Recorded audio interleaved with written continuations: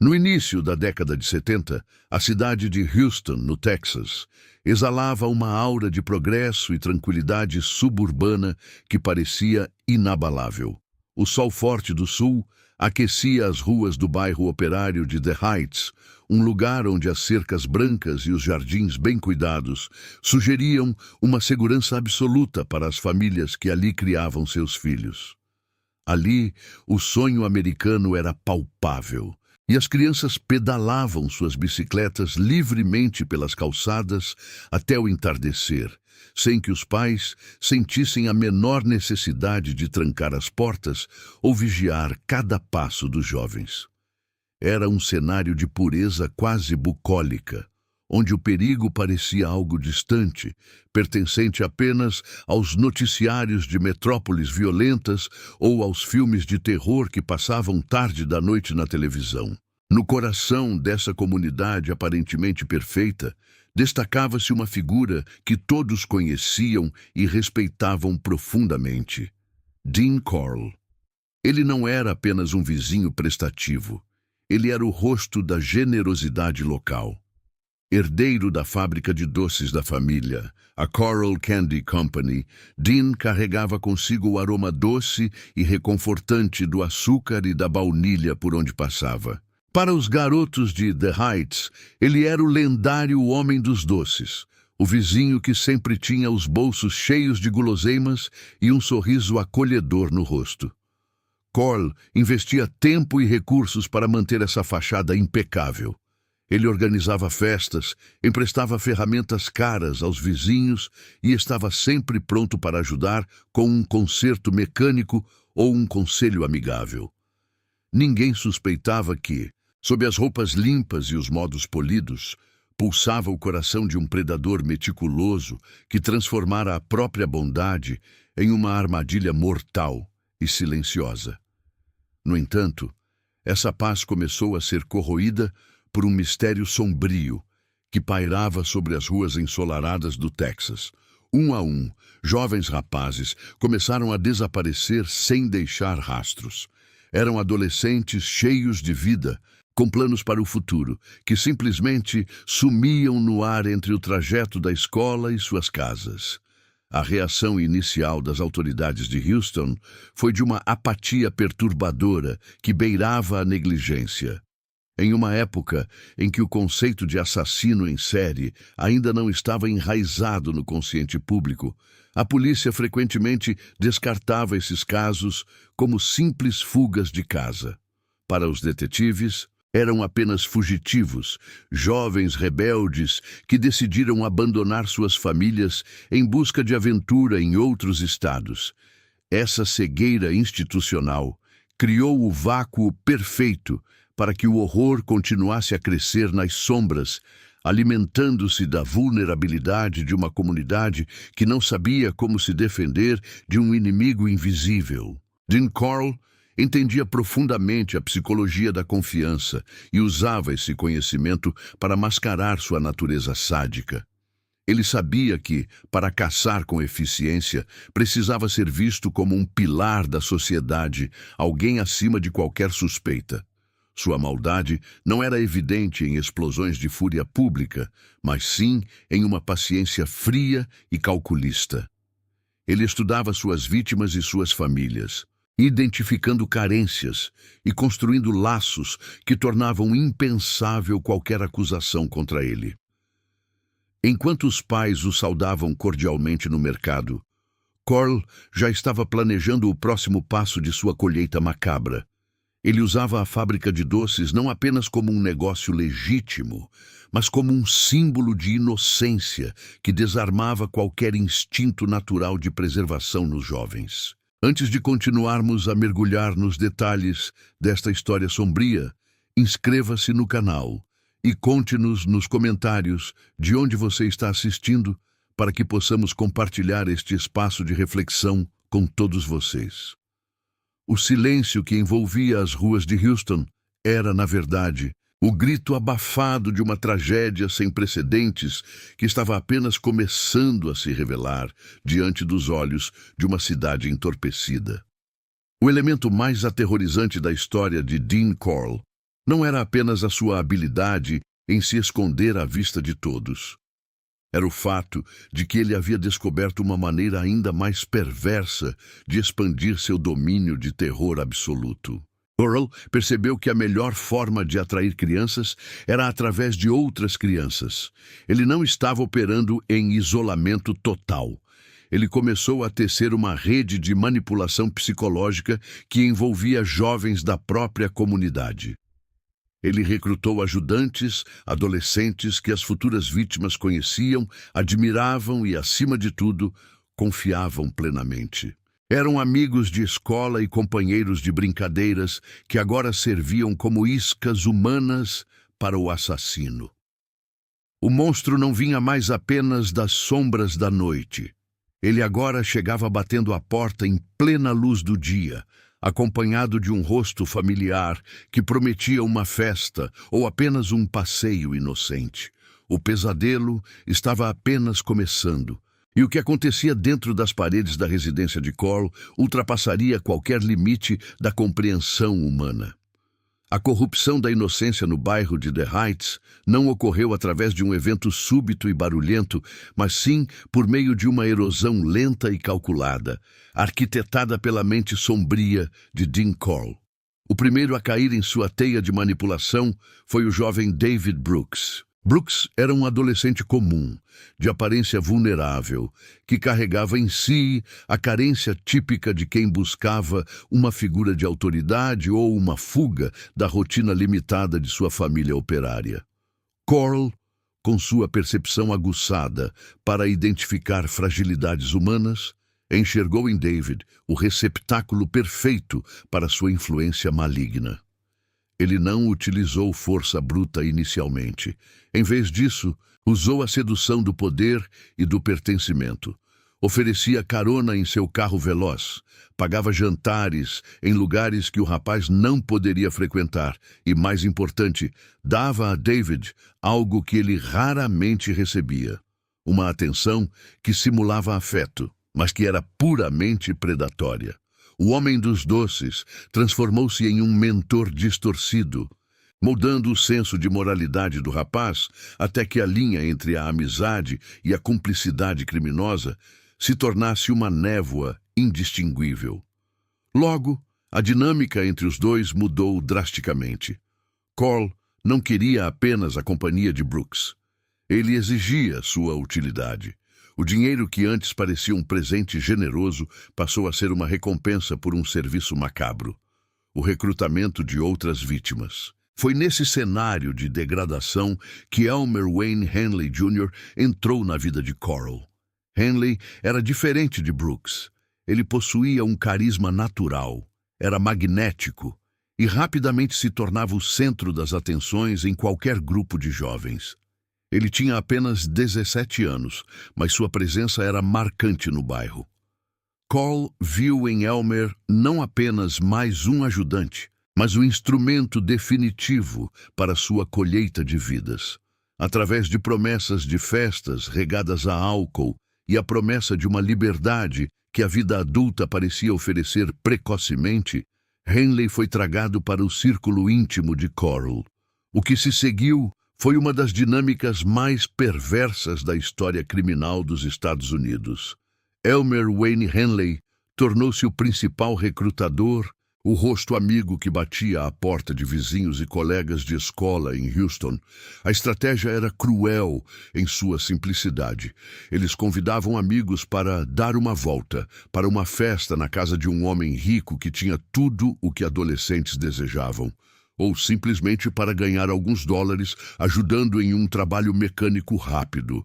As vítimas não desconfiavam de nada, pois estavam sendo guiadas por alguém que consideravam um irmão, um companheiro de brincadeiras de infância. O bairro, que antes era um refúgio de segurança absoluta, transformou-se silenciosamente em um campo de caça onde crianças eram usadas para caçar crianças. A confiança, o pilar mais sagrado da convivência comunitária, fora transformada em uma arma letal nas mãos do Candyman. Dentro dessa rotina horripilante, Henley e Brooks viviam em um estado permanente de conflito moral e terror psicológico absoluto. Eles não eram apenas cúmplices, eram prisioneiros de um luxo sangrento e de uma ameaça constante que pairava sobre suas cabeças. Eles viam de perto o que acontecia atrás das portas fechadas da residência de Carl. Testemunhavam a transfiguração assustadora do vizinho prestativo em um monstro sádico que encontrava prazer profundo na agonia e na humilhação alheia. O medo que sentiam de Dean era paralisante. Eles sabiam que se falhassem em trazer novos jovens ou se tentassem buscar ajuda, o próximo corpo a ser enterrado no galpão de barcos na costa do Texas poderia ser o deles. Essa dependência psicológica era alimentada por Carl, que os lembrava constantemente de que agora eles estavam manchados e que o mundo lá fora jamais os aceitaria de volta. O dinheiro que recebiam, cerca de $200 por cada garoto entregue, servia como uma corrente de ouro que os mantinha presos ao abismo de depravação de Dean. A tensão entre os três era uma corda esticada ao limite da sanidade. Enquanto David Brooks muitas vezes tentava se distanciar emocionalmente do horror, mergulhando em uma apatia fria, Henley assumia um papel mais ativo, quase como se estivesse tentando provar sua lealdade para garantir sua própria sobrevivência física. Eles caminhavam por um corredor escuro, onde a única saída parecia ser continuar alimentando o apetite insaciável de seu mestre. O dilema era dilacerante. Para continuarem respirando e mantendo a proteção de Carl, eles precisavam sacrificar a vida de seus próprios amigos e conhecidos. A alma de The Heights estava sendo devorada por dentro, não por um estranho que saltava de um beco escuro, mas pelo sorriso de um companheiro de classe que prometia uma noite inesquecível de diversão. O ápice desse horror manifestava-se no momento exato em que a porta da casa de Dean se fechava e a trava era girada com um clique seco e definitivo. Para muitos jovens atraídos por Henley, aquele era o instante terrível da revelação. O que fora prometido como uma reunião social com música e guloseimas, rapidamente se revelava um cenário de pesadelo claustrofóbico. O contraste entre a luz solar intensa do Texas lá fora e a penumbra opressiva e cheia de segredos da sala de Carl era o primeiro sinal de que algo estava terrivelmente errado.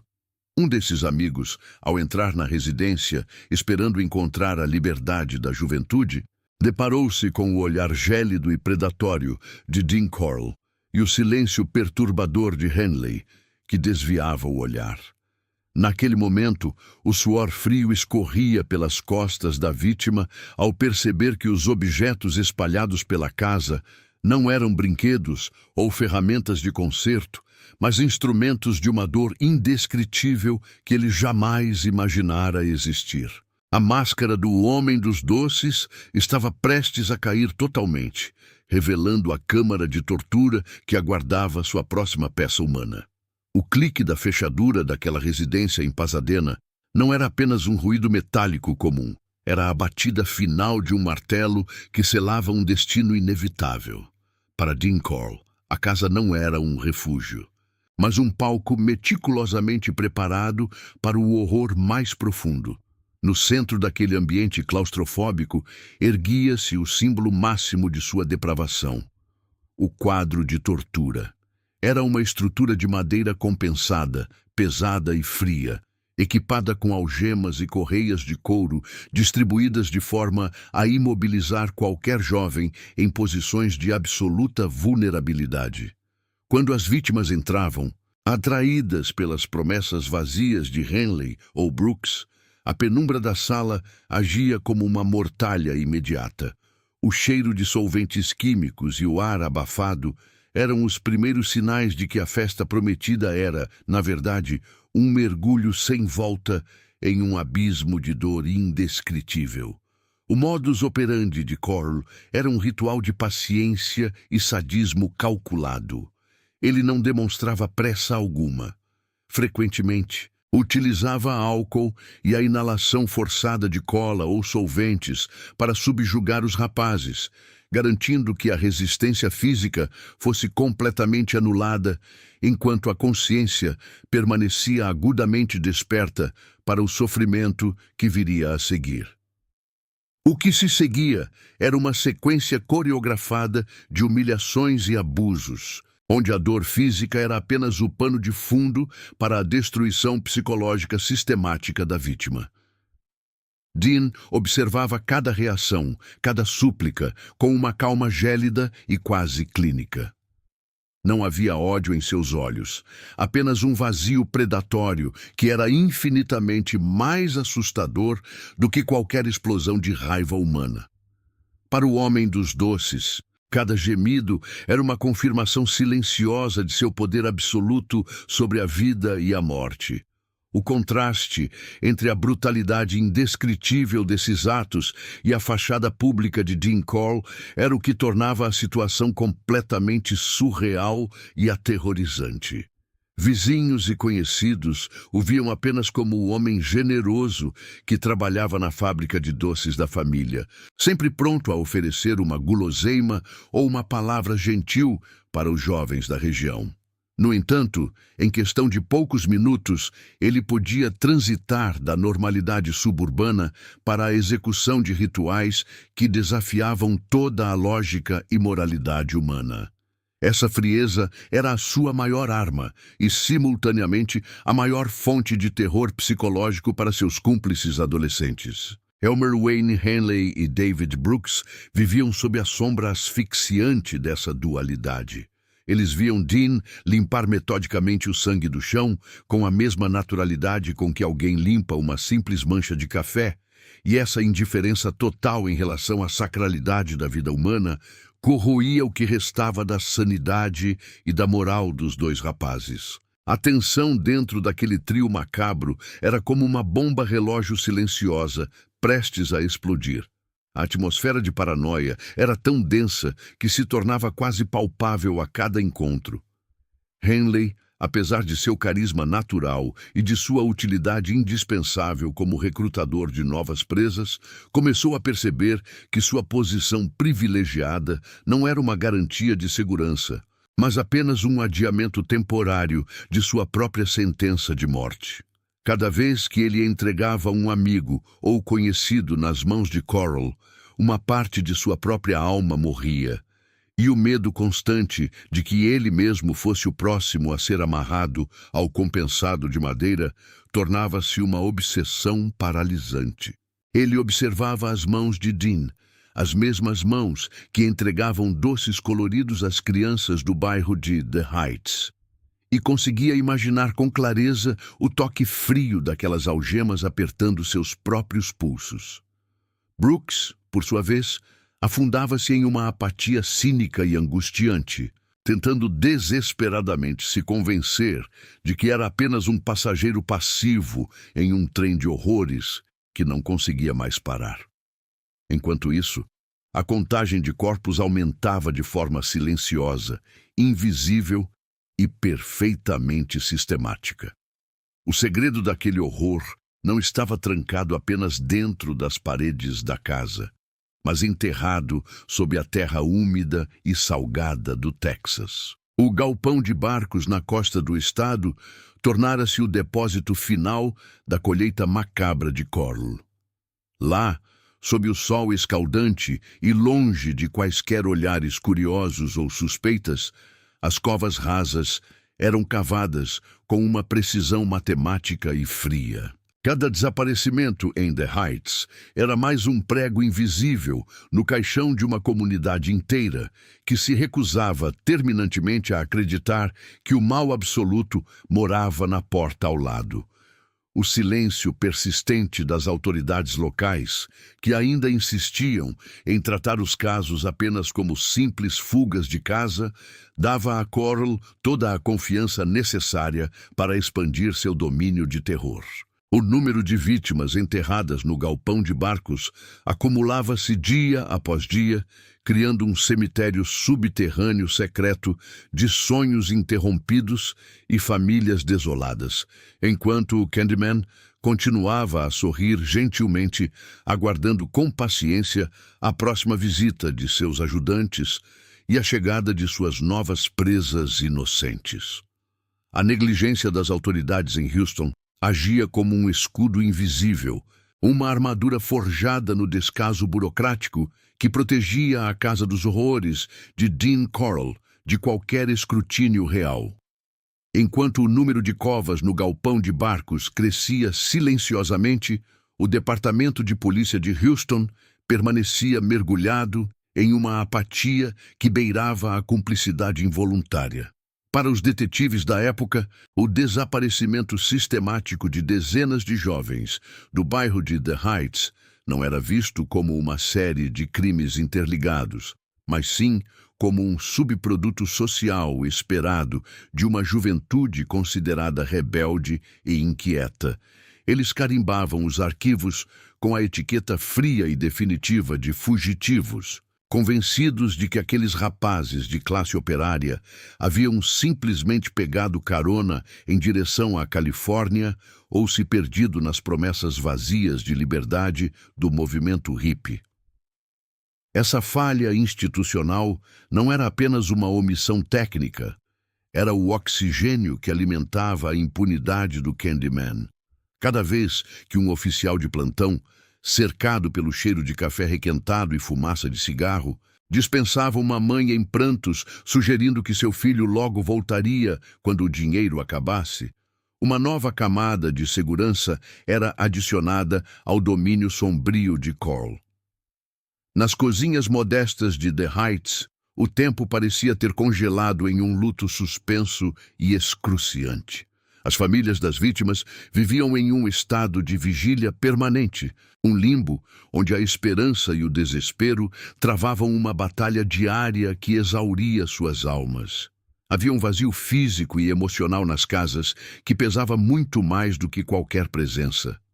Quartos permaneciam intocados, com roupas dobradas sobre camas que nunca eram desfeitas, e pôsteres de bandas de rock nas paredes serviam como lembretes dolorosos de vidas que foram abruptamente interrompidas. Pais e mães sabiam, com a certeza visceral que só o amor profundo permite, que seus filhos jamais partiriam sem um adeus, sem uma explicação ou um sinal de vida.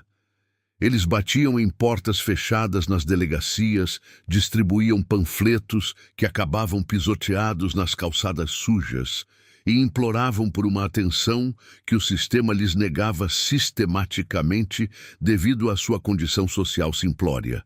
A dor era agravada pela percepção terrível de que seus filhos eram considerados descartáveis aos olhos da lei. Meras estatísticas de fuga em um relatório empoeirado e esquecido em alguma gaveta de metal. Sentindo-se protegido por esse manto de invisibilidade oficial, Dean Corll permitiu que sua audácia florescesse como uma praga silenciosa e venenosa. Ele não sentia mais a necessidade premente de se esconder nas sombras mais profundas do anonimato. A confiança cega de que era intocável o tornava cada vez mais temerário em suas ações e movimentos. Ele circulava pelo bairro com uma serenidade perturbadora, mantendo a fachada impecável do vizinho prestativo, que sempre tinha uma palavra gentil para os pais dos mesmos rapazes que ele planejava destruir meticulosamente. O Candyman transformara a negligência policial em sua maior aliada estratégica, utilizando a liberdade concedida pela inércia da lei para refinar sua colheita macabra de inocentes. Enquanto a cidade de Houston mergulhava no sono sob o brilho opaco das luzes de neon da década de 70, o horror continuava a pulsar no ritmo doentio das fantasias de Corll. Ele se via como um arquiteto supremo da dor, um mestre que manipulava com habilidade não apenas seus jovens cúmplices, mas toda uma estrutura social que se recusava terminantemente a acreditar que o mal absoluto pudesse usar um avental de fábrica de doces e um sorriso amigável. O clima de terror subterrâneo intensificava-se drasticamente à medida que o verão de 1973 atingia seu ápice sufocante e opressivo. A tensão dentro do trio formado por Cole, Henley e Brooks era agora como uma corda de piano esticada até o limite absoluto da ruptura. Elmer Wayne Henley, agora com 17 anos e carregando um fardo que nenhuma mente jovem poderia suportar, sentia o peso esmagador de seus segredos corroendo sua própria sanidade. O jovem carismático que outrora recrutava vítimas com facilidade assustadora tornara-se uma sombra nervosa e errática, cujos olhos refletiam o abismo que ele ajudara a cavar com as próprias mãos. Ele percebia com clareza que o apetite de Dean por sofrimento era insaciável e que a linha que o separava de ser a próxima peça imobilizada no quadro de tortura estava ficando cada vez mais tênue e perigosa. Em um ato de audácia desesperada, ou talvez em uma tentativa inconsciente de forçar um fim violento para aquele pesadelo infinito, Henley tomou uma decisão que selaria o destino de todos os envolvidos naquela trama de sangue. Na noite de 8 de agosto, ele resolveu levar seus amigos íntimos Timothy Curley e James Glass para a residência de Dean Cole, sob o pretexto enganoso de uma festa regada a álcool e música. Ao cruzar aquela soleira sombria com rostos familiares e amigos de infância, Henley não estava apenas trazendo novas vítimas para o predador. Ele estava, sem saber, desencadeando a sequência final de eventos daquela noite de horror, preparando o cenário macabro para o momento exato em que o sangue finalmente transbordaria das sombras de Pasadena para chocar o mundo inteiro. A noite de 8 de agosto de 1973 rastejava sobre Pasadena como uma névoa espessa e agourenta, carregada com o peso de segredos que o asfalto quente do Texas parecia incapaz de conter. Dentro da pequena residência de Dean Cole, o ar estava saturado com o cheiro metálico de medo e o aroma doce de produtos químicos. Elmer Wayne Henley havia trazido seus amigos Timothy Curley e James Glass para o que deveria ser uma noite de diversão. No entanto, assim que a porta se fechou e o ferrolho deslizou para o lugar, a atmosfera mudou. Dean Cole não era mais o vizinho generoso ou o mentor calmo que Henley conhecia. Ele era uma fera acuada e furiosa. Seus olhos agora brilhavam com uma fúria fria que denunciava que o controle absoluto estava escapando por entre seus dedos. A fúria de Cole explodiu quando ele percebeu que Henley não estava apenas trazendo presas, mas sim testemunhas que ele não conseguia manipular. O ritual de sedução e tortura que ele aperfeiçoara ao longo de 3 anos foi substituído por uma violência caótica. Enquanto os jovens Curley e Glass eram imobilizados e algemados, a atenção de Dean voltou-se para seu próprio cúmplice. O mestre sentia-se traído pelo aprendiz. Em um movimento brusco, Cole forçou Henley a se deitar no chão, prendendo seus pulsos e tornozelos com a eficiência mecânica de um carrasco experiente. Naquele momento, sobre o assoalho frio, a máscara do Candyman caiu. Ele rugiu promessas de morte, afirmando que Henley seria o próximo a ocupar um lugar permanente no silêncio do galpão de barcos. A dinâmica de poder, outrora baseada em subornos e manipulação psicológica, havia se transformado em uma luta bruta pela sobrevivência básica. Henley, olhando para o cano da arma, sentiu o abismo abrir-se sob seus pés. O medo, que por tanto tempo fora seu companheiro silencioso, agora se tornara um grito estridente em sua mente, impulsionando-o para uma decisão que mudaria para sempre o curso da história criminal americana. Com a voz embargada, Henley começou a negociar com o próprio diabo. Ele implorou pela vida, jurando que se Cole o soltasse, ele mesmo ajudaria a torturar e descartar os outros 2 rapazes. Foi uma aposta desesperada, um jogo de espelhos. Carl, em sua arrogância de predador que se acredita intocável, cedeu momentaneamente. Ele desfez os nós de Henley, acreditando que o jovem ainda estava sob seu domínio, mas o vínculo de terror havia se quebrado. Assim que sentiu a liberdade de seus movimentos, Henley não buscou as cordas para ajudar o mestre, mas sim a pistola calibre 22 que Carl mantinha por perto. O confronto final ocorreu em meio ao silêncio tenso da sala, quebrado apenas pela respiração pesada dos homens. Quando Carl avançou, com as mãos estendidas como garras para retomar o controle, Henley apertou o gatilho. O som dos disparos ecoou pelas paredes da casa, rasgando o véu de impunidade que protegia o Candyman. O monstro que assombrara The Heights caiu pesadamente, seu sangue manchando o chão de uma casa que servira de santuário para a crueldade. O silêncio que se seguiu foi mais ensurdecedor do que os próprios tiros. Henley, trêmulo e coberto pelo suor da adrenalina e do horror, soltou os amigos e, em um estado de transe dissociativo, pegou o telefone para discar o número da polícia de Pasadena. Ao outro lado da linha, os oficiais ainda não sabiam que aquele chamado marcaria o fim de uma era de negligência e o início de uma das descobertas mais macabras do século. Quando as viaturas finalmente chegaram, com suas luzes giratórias cortando a escuridão daquela madrugada, encontraram um cenário que desafiava a compreensão. O vizinho perfeito, o homem dos doces, estava morto em meio ao caos. No entanto, conforme Henley começava a falar, as autoridades perceberam que a morte de Dean Carl era apenas o prólogo de uma tragédia cujas raízes de sangue estavam profundamente enterradas no solo úmido, aguardando revelação. O sol de 9 de agosto de 1973 nasceu sob um céu carregado de uma tensão elétrica que a cidade de Pasadena jamais havia experimentado. Enquanto o corpo sem vida de Dean Carl era removido daquela sala manchada de sangue, Elmer Wayne Henley, ainda em estado de choque absoluto e trêmulo, começou a desfiar um novelo de horrores que a polícia mal conseguia processar ou acreditar. Ele não falou apenas sobre a violência da noite anterior.